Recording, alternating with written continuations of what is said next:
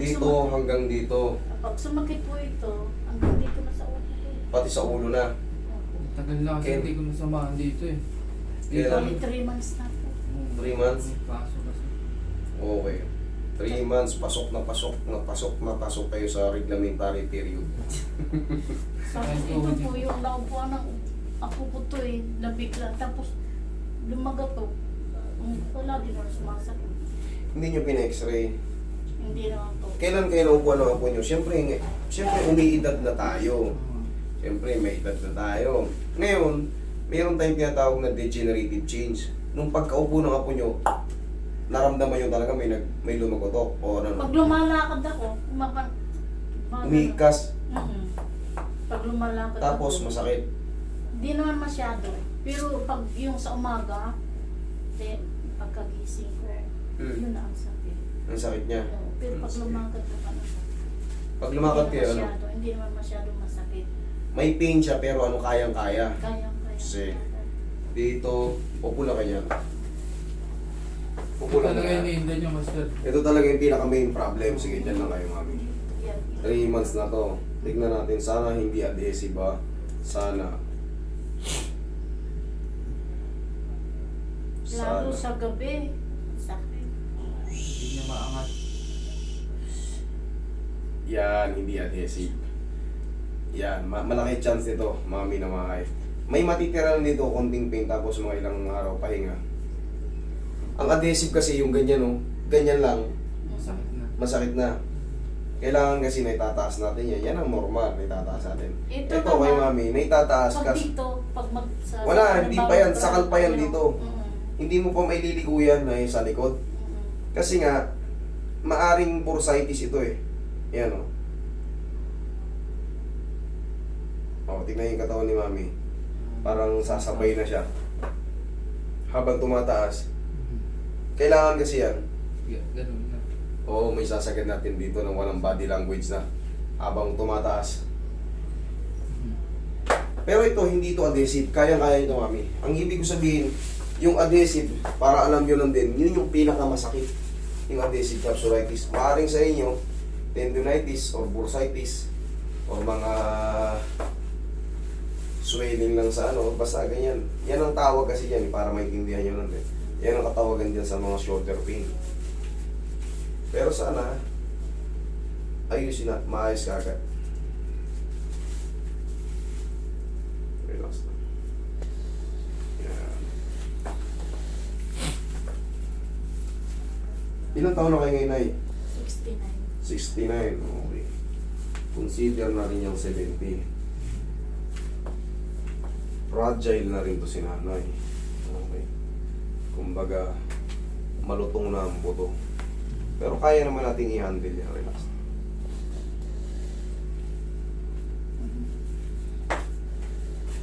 Kaya natin i-handle yan. Sumasakit din yung dito nyo, di ba? Po, pag Okay. sumakit ito.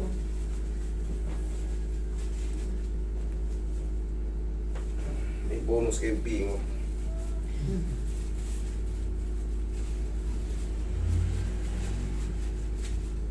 Aray ko. Diba? Lutong, di ba? Pero bonus nyo lang yan. Relax lang muna. Kung minalabanan na.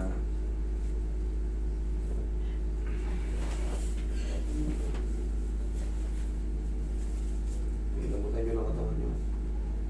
Aray. Kaya nyo yan. Kailan mo rin lang. Aray. Yun, tumunog. Aray, aray. Sigaw Ayun nyo yan. yan. Yun nga, sabi sa'yo, ba't tutunog yun? Aray, aray. Aray, ang sakit. Sige, mga ilang segundo na naman yan. Aray.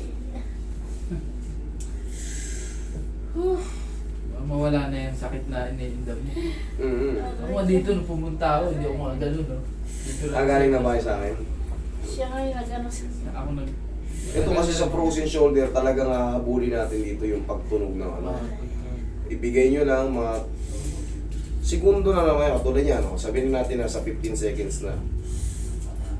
Mga 30 seconds kasi talaga. Ano, Sa kailangan akin, talaga. Master, wala na. Simula nung ano eh. Dati malaki, parang matanda din po na ano. Hindi ko na maalala kailangan pong pumunta rito. Tagal na rin po eh. Marami na kasing pumupunta rito kaya hindi ko na maalala. Dalawa kami ano eh, magkasama. Pero kayo nang bahala magkwento niya kung galing na kayo rito eh. Bagay, hindi mo naman ito dadalhin si nanay mo rito kung talagang napahama ka rito. Okay. Oo, ayaw nga niya Dalawa ako nga ipahilit sa yan, yung iba eh. isang ano rin na sana, dalawa sana sila kaso may... Ayaw ka niya ipahilot sa iba. Oo, kasi may nakita rin ako sabi gusto ko, pumunta sinend sa ko ibang sa master, kanya. sabi ko hindi. Sabi niya, hindi, doon kayo master, doon magaling. Eh, may pasok din po kasi akong linggo. Eh, dapat Madalas matagal kaya- na, kaso busy man siya. Oo, yun. Wala Kaya, akong kaya kasama. tumagal ng 3 buwan. Mm. Napapanood kasi ni sir, tsaka na-experience niya rito. Oo. Tandaan nyo, yung mga frozen shoulder, masakit talaga yan sa hanggang 8 buwan. Normal yan. Pero, gusto nyo ba araw-araw kayo magdusa? Sakit talaga pag gabi. Isa na lang, katulad yan, kada gabi, hindi kayo makatulog kasi kumikirot. Isang sakit na lang, tapos yan, ang laki ng ano yan, ang laki magiging. Kaya nga, sobrang payat ko ngayon, gawa ng... May stress kasi kayo pagka sa katawan nyo, may masakit, tama kayo mami. Napakan na. Mamaya, ano na yan, kumbaga, sa susunod na linggo, di okay na kayo. Isasakitan na lang. Eh, kaysa naman araw-araw kayo namimili. Atras ka pa, ano yun? Araw-araw kayo nagbuhusa. Sir, galing na dito, Ako narami ko dito, yan. kaya. Dalawa kami dito pumunta sir, dalawang yung driver din nakasama ko. Mamit man kayo dito, basta ang may pangako ko sa inyo, after ng treatment, maalwan na yan. Hindi yan dire-diretsong sakit.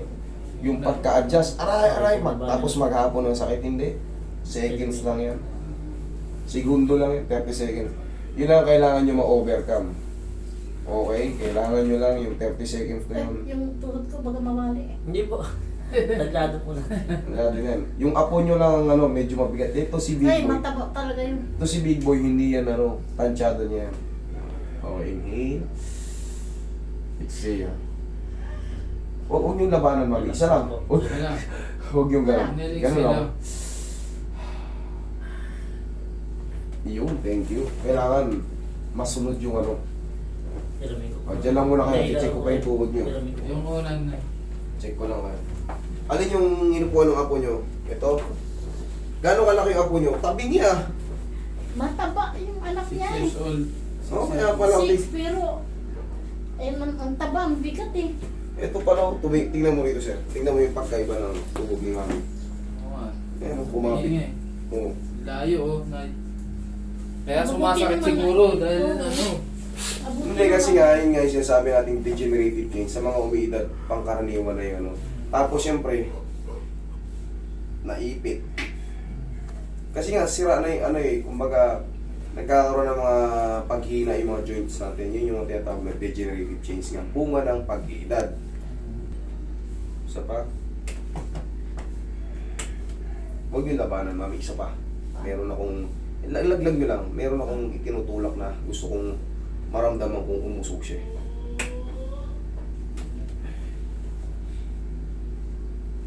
Yan, thank you. Iba yung tunog eh. Ganun nga yun. Ganon din yung tumunog sa inyo pag ano ng apo nyo. Yun din ang hinahanap ko. Tignan nyo, hindi kayo nasaktan.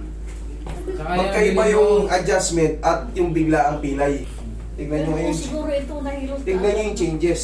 Upo kayo. Oo. Pati yan sa tuhod nyo. Wait lang ha, masasin ko lang pati yung mga karne-karne. Tingnan mo. Tsaka yan, mamaya, kahit pabigin na kayo, di ba pag natatabig to ng apo nyo, masakit. O, tingnan nyo mamaya. Tabigin ko yan. Suntukin ko pa yan eh. Ay, ano pa nga yan eh, na pinapaka, ano. Malakas pa yun. Yung, Lagab. Ngayon, may pain pa to konti sa loob. Pero pag napahinga kayo ng mga ilang araw, siyempre, kailangan mag-subside pa yun eh. Parang sa inyo lang niyan, sir. Di ba? Mga ilang araw nga sa akin, mga 3 days na lang. Yan, Wala. alam ko rin duration yan. Mga 3 days. O, tingnan nyo ngayon. O, hindi ko kayo hawakan dito.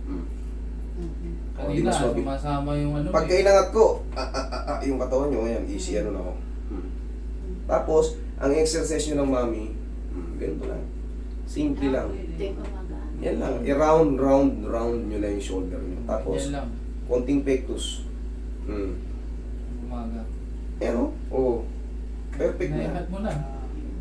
Okay? Oh, kita niyo yung changes? Hindi yung kagaya nung ano, pag napilay kayo, Mahawakan ko pa kaya yan pag nabali yung buto nyo? Sa tingin nyo, maganyan ko pa yan? Hindi na. Kasi, putol eh.